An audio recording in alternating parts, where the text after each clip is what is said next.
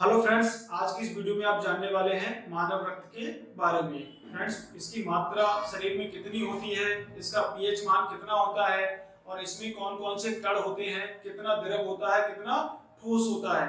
तो इन सभी प्रश्नों के बारे में डिटेल से चर्चा करने वाले हैं। तो सबसे पहले फ्रेंड्स बात करते हैं ब्लड की। तो फ्रेंड, ब्लड क्या होता है? तो सबसे पहले मैं आपको बता दूं फ्रेंड्स, ये जो ब्लड होता है ये कैसा टिश्यू होता है। तो ब्लड एक होता है तरल संयोजी ऊतक, यानी ब्लड को हम लोग क्या बोलते हैं? तरल संयोजी ऊतक। ये अपने इंग्लिश में हम इसको बोल सकते हैं लिक्विड कनेक्टिव टिश्यू, जिसको हिंदी में बोलते हैं तरल संयोजी ऊतक। फ्रेंड्स, इसको तरल संयोजी ऊतक क्यों बोलते हैं? क्योंकि ब्लड का कुछ पार्ट तरल अवस्था में पाया जाता है और कुछ भाग ठोस अवस्था में पाया जाता है। जैसे कि आरबीसी, डब्ल्यूबीसी और जो प्लेटलेट्स होती हैं, ये कैसा पार्ट होता है? ब्लड का ठोस पार्ट होता है। इसीलिए इसको तरल संयोजी ऊतक कहते हैं। ऊतक क्यों कहते हैं? क्योंकि ये ठोस पार्ट भी होता है। तो भाई फ्रेंड्स, हम बात करें कि जो ब्लड है इसके पीएच मान कितना होता है। तो फ्रेंड, ब्लड का पीएच मान कितना होता है? 7.4 होता है। और फ्रेंड्स, पूछा जाए कि मानव रक्त में मानव शरीर में ब्लड की मात्रा होती है वो कितनी होती है, क्वेश्चन ये भी पूछा जाता है। तो फ्रेंड्स, किसी भी मानव के शरीर में जो ब्लड की मात्रा होती है वो कितनी होती है फ्रेंड्स? तो कुल बॉडी वेट का, यानी कुल बॉडी वेट का कितना होती है? लगभग 7 से 8% जो मात्रा होती है वो किसकी होती है फ्रेंड्स? ब्लड की होती है। यानी मान के चलिए कोई व्यक्ति अगर 70 किलो का है तो उसके अंदर जो ब्लड होगा वो कितना होगा? तो उसका 7% हम निकालेंगे। तो 70 किलो का 7% निकालोगे यानी 5 लीटर। तो लगभग लगभग मात्रा कितनी होती है किसी भी शरीर में? तो 5 लीटर होती है। यानी मानव शरीर में ब्लड की जो मात्रा है वो कितनी होती है? 5 लीटर। थोड़ा बहुत कम भी हो सकती है और थोड़ा बहुत ज्यादा भी हो सकती है। अब हम फ्रेंड्स जानेंगे कि जो ब्लड है इसको हम दो भागों में ब्रेक करेंगे। तो दो भाग कौन कौन से हो जाएंगे इसके? एक तो हो जाएगा प्लाज्मा, जो कि आप ये देख रहे हैं, और दूसरा पार्ट हो जाएगा रक्त कणिकाएं। ये अपनी इंग्लिश में हम लोग इसको बोलते हैं ब्लड कार्पियोस्कल्स। अब फ्रेंड्स, ये प्लाज्मा क्या होता है? तो फ्रेंड्स, ये प्लाज्मा जो होता है ब्लड का जो तरल पार्ट होता है, तरल भाग, इसको हम लोग बोलते हैं प्लाज्मा। और वहीं बात करूं कि जो रक्त कणिकाएं क्या होती हैं, तो ये जो होता है ब्लड का ठोस वाला जो भाग होता है, यानी ठोस भाग, इसको हम लोग बोलते हैं रक्त कणिकाएं। फ्रेंड्स, क्वेश्चन ये भी पूछ लिया जाता है कि जो प्लाज्मा है इसका रंग कैसा होता है। तो फ्रेंड्स, प्लाज्मा का रंग कैसा होता है? हल्का पीला होता है। और वही बात करें कि जो प्लाज्मा है इसमें फ्रेंड्स कितने परसेंट वाटर होता है, तो इसमें पानी कितना होता है फ्रेंड्स? तो लगभग 90 से 92% इसमें क्या होता है? पानी होता है। और वही फ्रेंड्स बात करें प्रोटीन कितना होता है इसके अंदर, तो प्रोटीन्स होता है फ्रेंड्स 8 से 10% इसमें क्या होती है? प्रोटीन्स होती है। और इन्हीं दोनों को अगर मिला दो तो ये हमारा क्या बन जाता है? प्लाज्मा बन जाता है फ्रेंड्स। फ्रेंड्स, अब हम बात करेंगे कि जो ब्लड कार्पियोस्कल्स हैं ये कितने प्रकार के होते हैं। तो इनके 3 प्रकार होते हैं। कौन कौन से? एक तो होता है आरबीसी, एक होता है डब्ल्यूबीसी और एक होता है प्लेटलेट्स। नहीं, आरबीसी को फ्रेंड्स क्या बोलते हैं? रेड ब्लड सेल्स, यानी लाल रक्त कणिकाएं, इनको बोला जाता है। वही डब्ल्यूबीसी को फ्रेंड्स क्या बोलते हैं? व्हाइट ब्लड सेल्स, यानी श्वेत रक्त कणिकाएं, इनको बोला जाता है।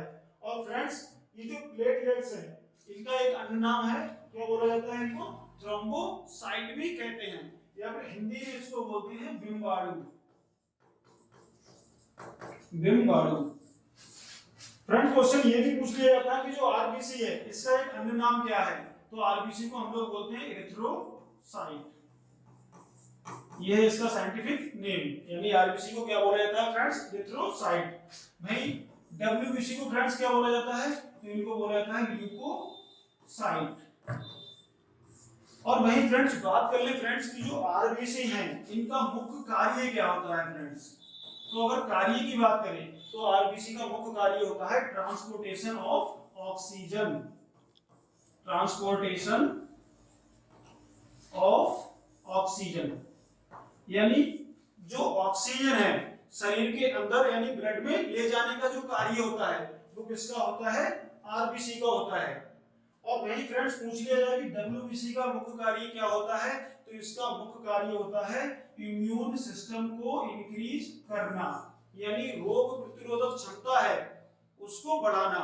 तो हमारे शरीर को रोगों से कौन बचाते हैं, तो वो बचाती हैं डब्ल्यूबीसी, श्वेत रक्त कणिकाएं बचाती हैं। और वही फ्रेंड्स बात कर ले कि प्लेटलेट्स हैं, इनका मुख्य कार्य क्या होता है, तो प्लेटलेट्स का मुख्य कार्य होता है रक्त को जमाना, यानी रक्त का थक्का बनाना, रक्त का थक्का बनाना, ये उनका होता है मुख्य कार्य।